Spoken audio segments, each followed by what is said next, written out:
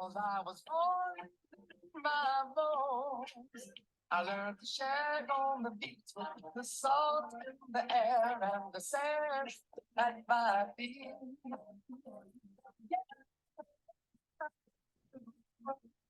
This place, 39, 21, 40 shades. What kind of fool you think I am? When forever and ever it will stay. I love it's music every single day of my life. I love music, you know that I do.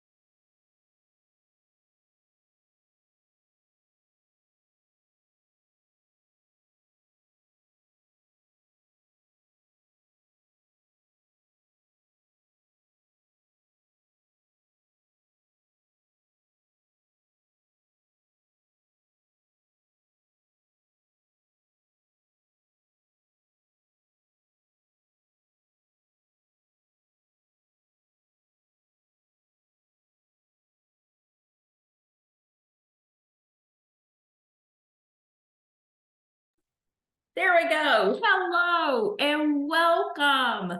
I want to say a big thank you for joining us tonight. And it's going to be a fun topic. What's keeping you up at night? You know, I can't be the only one staying up at night and with things on my mind. So with that being said, our time is very precious. Just like at night, what are we thinking about that's got us tossing and turning in bed? Well, I'm gonna deep dive into that today. And, you know, sometimes it's all about a brain dump. And how do we do that? For me, it's simply going in and writing down everything that's bothering me on a piece of paper so that I can just let it go. Stephanie, does it work? Well, sometimes not. But if we can walk through those issues, and sometimes it's just talking it out loud to ourselves, to our partner, to our children, or someone that actually understands what we're going through. It seems like a weight's been lifted off our shoulders. So let me share the screen and get going with you. If you have questions, type it in the chat and let's get started. So let me share this screen. Here we go. All right. So the first thing we're going to talk about is what we're going to discuss tonight. And that is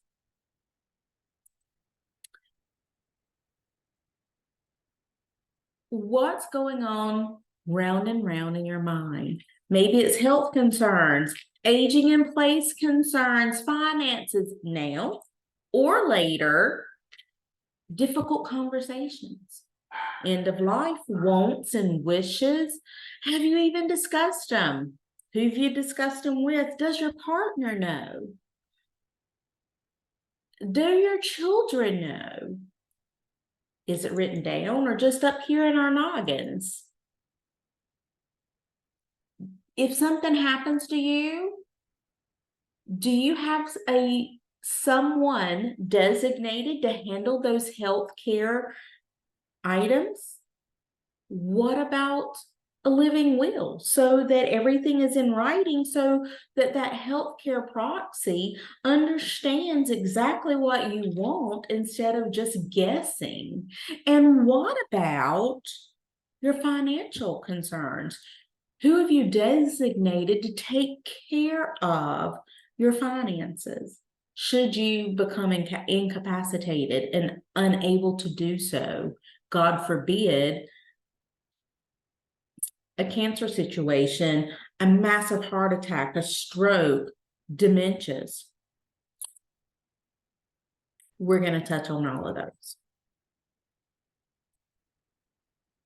Well, one issue is a ticking clock on your health. And the critical link between sleep, seniors, and health risk is that ticking clock that you hear while you're laying awake at night. You ever just lay there and listen to the clock tick? Yeah.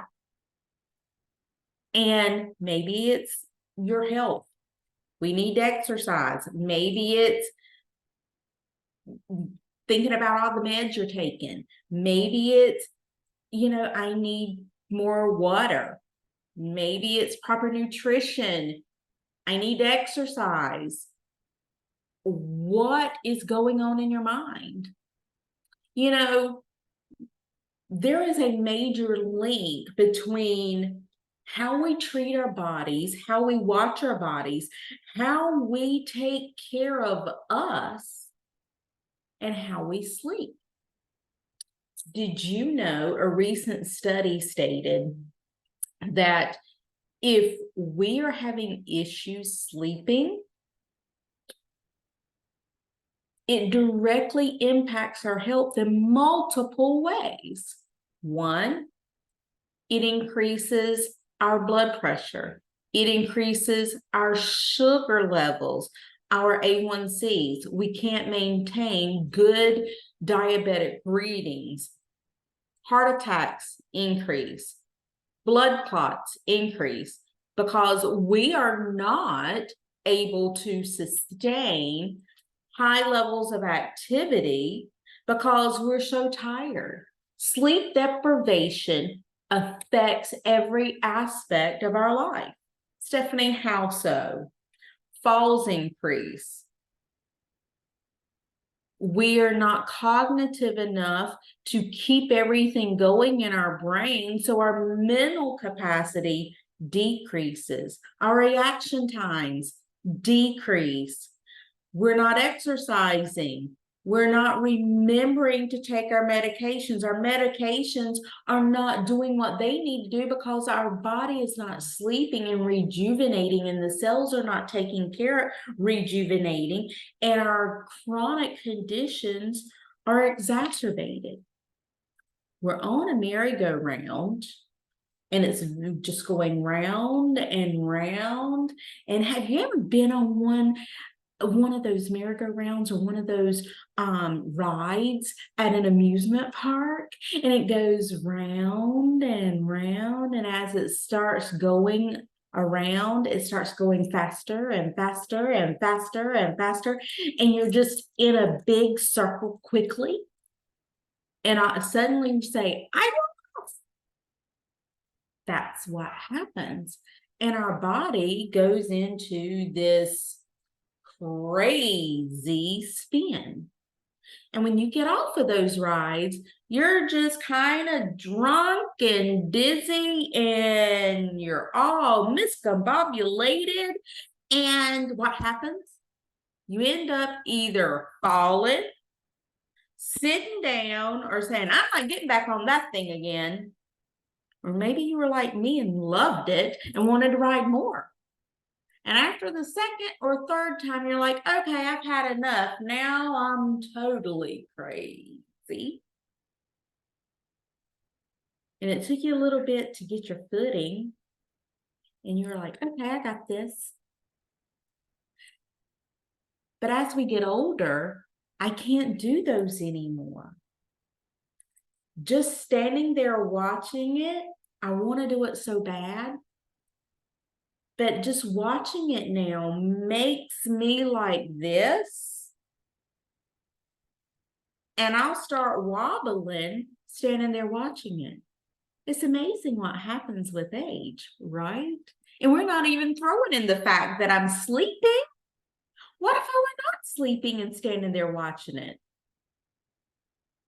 Concerns, right?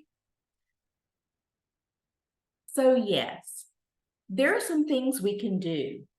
And there are things that keep you awake at night because of the health issues you have, worrying about falling, worrying about what's going on, and worrying about the mental and cognitive issues that not sleeping has. Now, here we have some things that we can do.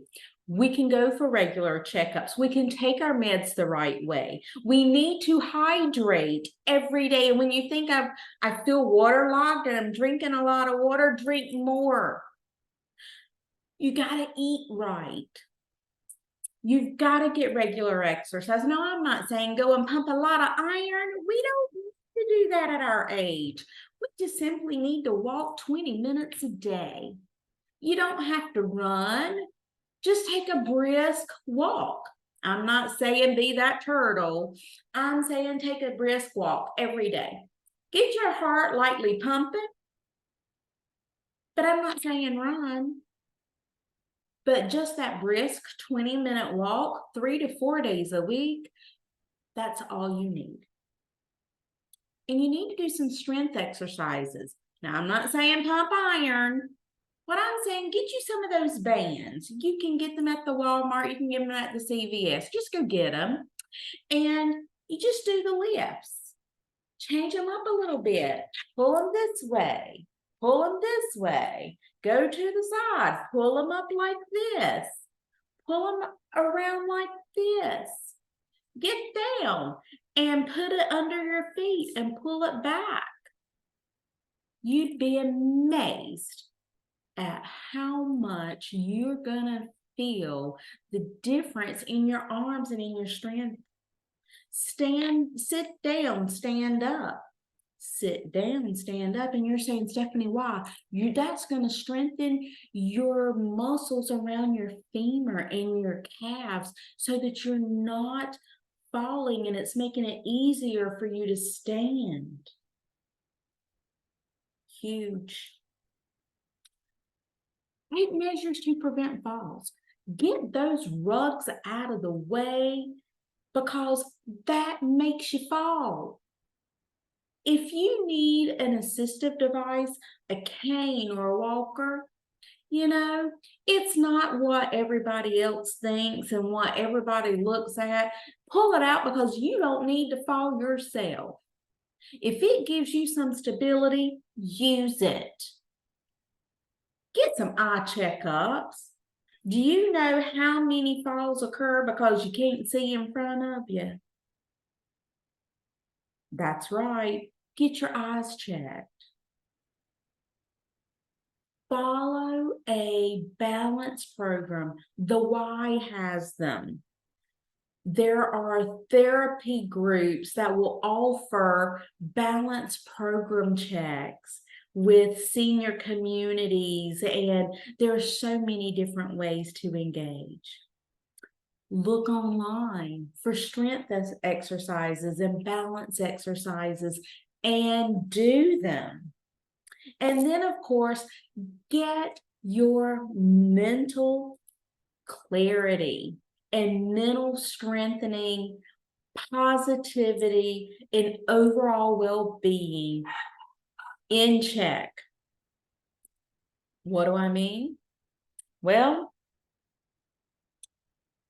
get and seek supportive services to manage your stress, to help with anxieties, depression. Did you know that 80% of senior adults above the age of 65 have some form of depression? And out of those, if there is any form of dementia, 80% of those individuals have a diagnosis of anxiety or depression. Out of those 80%, 80% are on medication to help with the depression and the anxiety.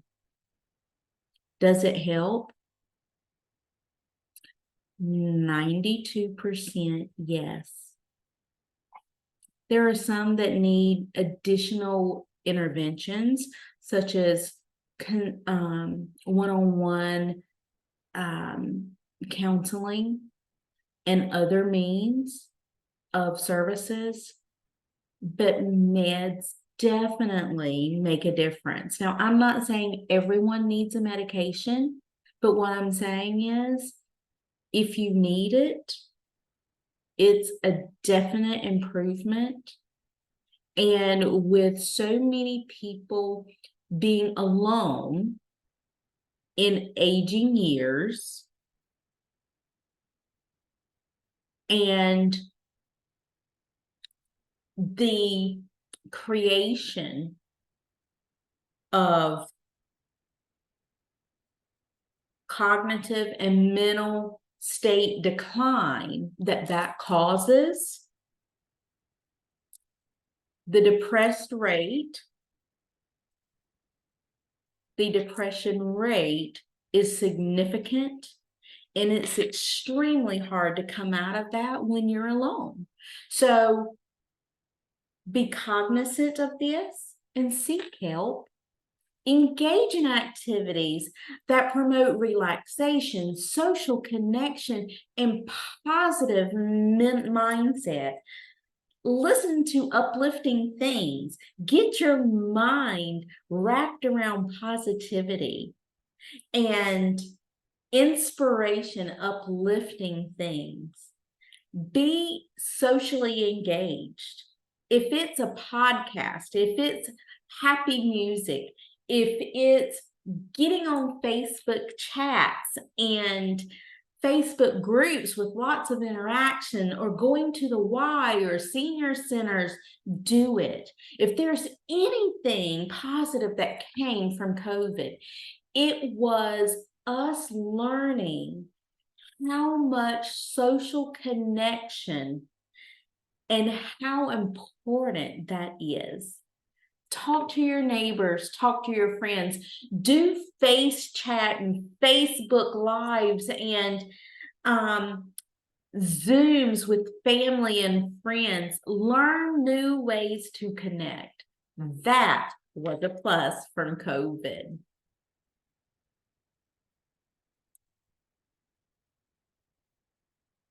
Aging in place is not just staying in your home.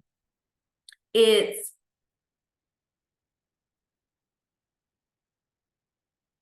also a mindset of, I want to stay, but, and you're staying up worrying about this at night.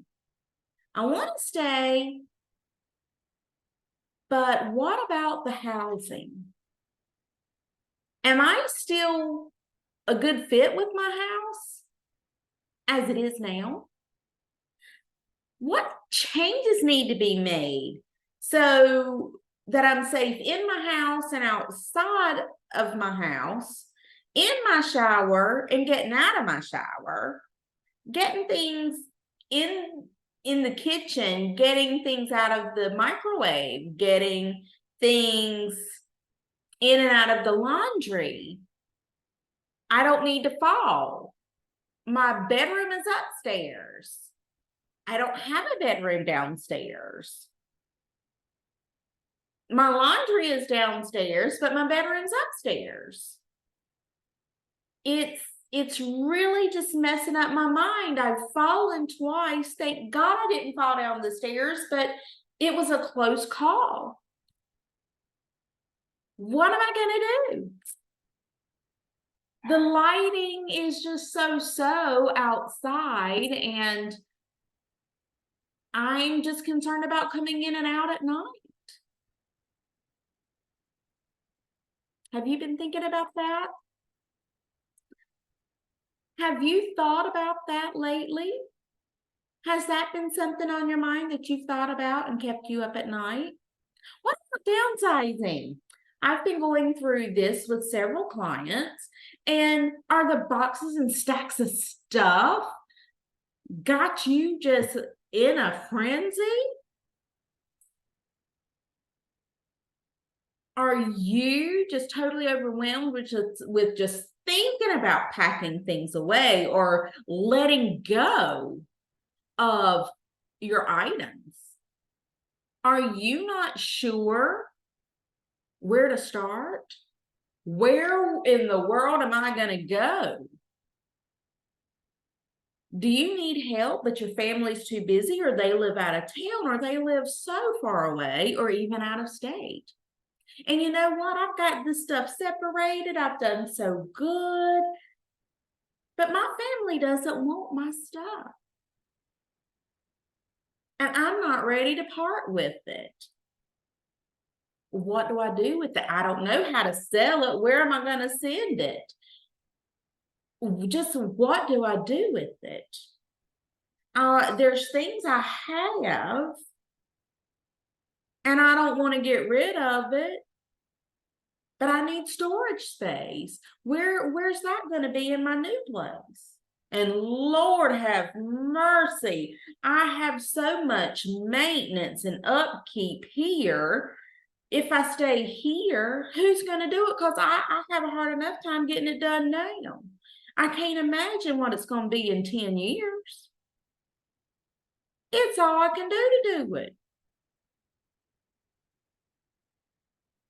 I can't afford to redo my house and put a bedroom down here or redo that bathroom so that I can have a step-in shower instead of having to go over the tub anymore. I need a higher toilet. That toilet is just way too low. And I got one of those seats, you know, the seat is up about this much more, but I really don't like it. I want one of those real high ones, but I don't even want to think about how much it's going to cost and then getting somebody to put it in. Where do you find people like that? And you know, if I could change out and redo some things so that my laundry and my bedroom are all in the same floor, at least that would be nice. Who in the world would move that microwave from above my stove right here? Right here, you know, just close where I can pull it out and rearrange my kitchen that's not going to cost me $30,000 to do. You know what I'm talking about, don't you? You've been there. Oh, and Lord, who's going to do my lawn? I've got so much of it to do. Who's going to keep all that up and what pressure wash my house and cut my bushes? Who's going to do that? You've been there. You've got those questions. It's keeping you up at night. That's why you're on this call. I can help you. I offer home assessments. And in those, I offer in-home assessments and can assist you in aging in place safely. Sometimes this means doing so in your current home or in a new home that is more suited for you and your well-being from now until later in life, and sometimes to the end of life. I offer move management services where I partner with amazing people who specialize in senior adults, and they help you get organized, downsize, relocate, and set up in your new place, and you're just going to love them.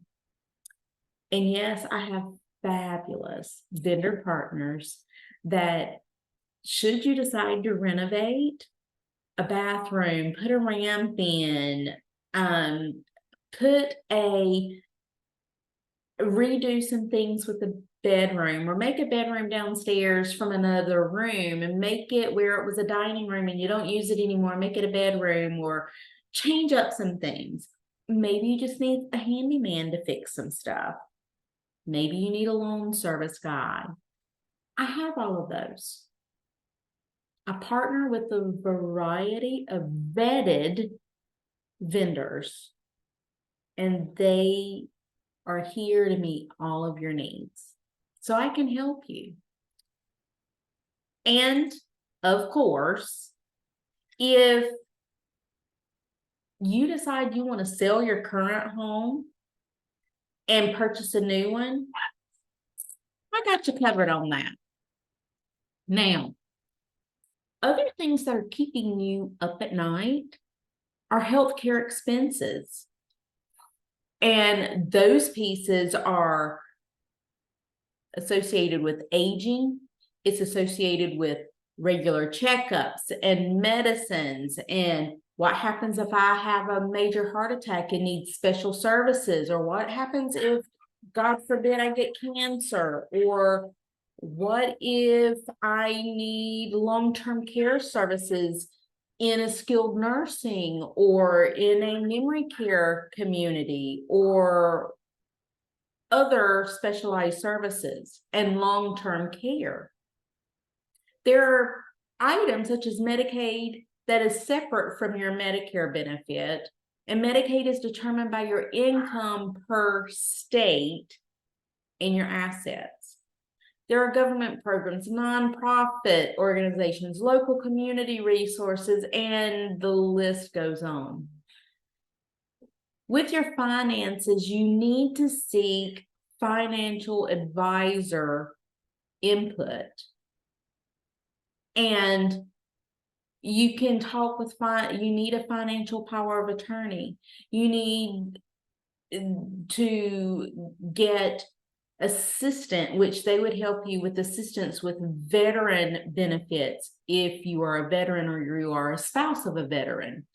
If they have government programs, nonprofit programs, local community resources, they all have different pieces, but the financial advisors can help you with that. They also can help you to find out if a reverse mortgage would better benefit you than your current mortgage. Budgeting for retirement and how to stay on budget. And they can help you with the investments for retirement and what would be best for your retirement. Do this sooner rather than later, because later on, you may not be as well served as doing it early on. And then you have estate planning. How many times have you not been able to sleep all night or go to sleep and wake up with, oh my goodness, if something happens to me, have I done what I needed to do so the kids are taken care of? And you know you've done it, especially if a good friend, something tragic has happened to a friend or a family member, and it was at the age in their 50s or 30s. I had a family member at 37 have a heart attack this past week. He has 2 kids, small. Did that make me at 52 stop and think? You bet it did. And what did I immediately say? Is this in place? Is this in place? And do I have this done? I don't want my kids to have to make any tough decisions should that happen to me. Is everything done? Is the checklist done? Let me go back through and double check. It's all done. And mentally, I know it. But don't think I didn't start replaying it over in my mind. So yeah, it wakes you up at night. You need to see an estate planner or elder law attorney And you need to have a healthcare power of attorney, a financial power of attorney, and they can be the same person or different people. If it's the same person, it can be a dual power of attorney, and they have both. You need to make sure you have a living will. That makes sure that all of your wants and wishes, should something happen to you, it's made known to whomever is your healthcare power of attorney, and it's given to your physician so that should something happen, they know you want very specific care. You either want to be resuscitated or you don't. You want very specific care items. That way it's not left up to your kids to have to decide, well, she's got a 30% chance of living and being completely normal, or we have a 20% chance of her surviving the surgery. 30% at this or 20% at this, which do you choose? Or this is the current state that she's in, and we don't foresee anything getting any better. Our recommendation is that you decide to let her go. When do you want to take her off of all life-sustaining support? If you've ever had to make that decision as a child, it's not an easy decision. When I say as a child, if you're making that decision for your loved one, it's not an easy decision. So for me, I went ahead and took that out of my children's off their plate, and I made the decision of what I want. And that way it makes it easy for whomever is my power of attorney, healthcare power of attorney. And it gives them consolation, and that they don't have to be faced with those. They're just following what I've already put in place. The next thing is your will. Do you have everything outlined in your will as to who gets what? Yeah.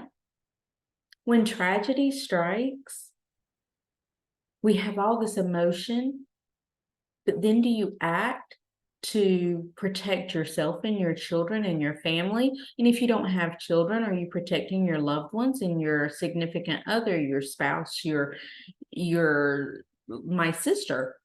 She is not married. She has no children. She has to act for myself, my parents, because we would be the next of kin. It would be my parents, and if they're not here, then it's going to be me. So who does she need to have everything in line for? Same thing for you. Think it through. Make it very clear. If you don't, it all goes to the state if you're here in North Carolina. Do you want the state to make the decisions and get all of your stuff? Or are you going to go ahead and fix it and designate where it goes? Then you have ways that you can bypass probate and get things where it goes into trust, and you can ensure, especially in several different instances where children or adults or however you want it, talk to the elder law attorney and the financial advisor about trusts and putting houses in trust and monies in trust, because that is a great way to secure assets. Okay. Also, another financial piece is doing your pre-need planning. And that's where you go ahead and you prepay for your final expenses with the funeral home. You're paying for the expenses of the funeral. And then you've got the funeral planning. You can plan it all out and have everything written down. Again, it's a huge relief when you're not having to make the plans, when there's so much emotion happening and so much grief and loss in the moment. It's already been done. All you've got to do is say, she's planned it, he's planned it, here it is, it's already at the funeral home, and you've just got to go and say, what time are we doing it? Everything's done, here's the clothes. Or if it is a cremation, we just need to, make sure that you've got everything that you need, sign the papers, and have the discussion, and it be done. It makes life so much easier. And then there's something that I've added. It's called a vital records book, an emergency book. You can put whatever name you want on it, but it's a book that you have for you and your spouse, and you each have one. Or if you have just one book, you need to have a section for you and a section for your spouse. And it has emergency information. It has your emergency contacts, but each one of you have separate information that you need: birth certificates, insurance information, life insurance information, vital information pertaining to you. Now, if you go on my YouTube page, there is a video with links, or if you DM me, you can DM me, instant message me, email me, or call me. I'll be happy to send you over information about the items that you need in your vital records emergency book and how to set that up, because it's an easy grab and take with you so that you're prepared in an emergency, and it has everything that you need to hand over should something happen to your spouse, okay? Or that your kids can grab if something were to happen to you, okay? It's got everything in it. Even down to where you worked, where all of your information's at, that your vital information, and just it's everything in a nutshell. So be sure to reach out and check the YouTube page out to be able to get that. I went too far. So all of those pieces that we just talked about are also pieces where we have a hard time opening up and chatting, and it's about difficult conversations. It boils down to having I like to call it an A to B conversations of where we are and where we want to go. It's all about life changes, and it's time we get real. And we've got to have these life where we are and where we're going conversations. And they're not always easy. Life's not easy. Life is always changing. But as we are going into this next season of our life, we're still changing. And it's okay. Just like with everything else, although it's changing and life is very fluid, the change is good for us. And as we change, and as long as we know where we're going, we can make everything work. And we can make it work by having the conversation with ourselves, the conversations with our spouses, the conversations with the people that know how to get things done, the estate planners, the financial planners, the physicians, the network of partners, and then our family and children, because they need to know what our plans are. Make sense, right? I also want to tell you, I wrote a book about this. It's called Aging in Place Safely. It's a comprehensive guide to independent living. And sometimes that independent living may mean staying in your current home from now until you go to meet Jesus. And sometimes it's going from your current home to a new home, but that new home can be your forever home till you meet Jesus. Sometimes you may have 2 more stops, but aging in place is about keeping you as independent as you want to be in your choice, with your wants and needs, and in the way you want to live, with services, with help, with ancillary services. So aging in place can be multifaceted. Check out my book. Don't miss your opportunity to embrace the concept of aging in place. The link is here. It is on Amazon. This is the picture of the front of the book. It is a large book. I got it as an 8.5 by 11 book. And I did this so that it was easy print, large print. And at the end of each chapter, there's a place for note taking. But I wanted it large. I wanted you to be able to write notes in the side of it. It's a very easy read. And I just wanted to share that with you because everything we're touching here and more is available.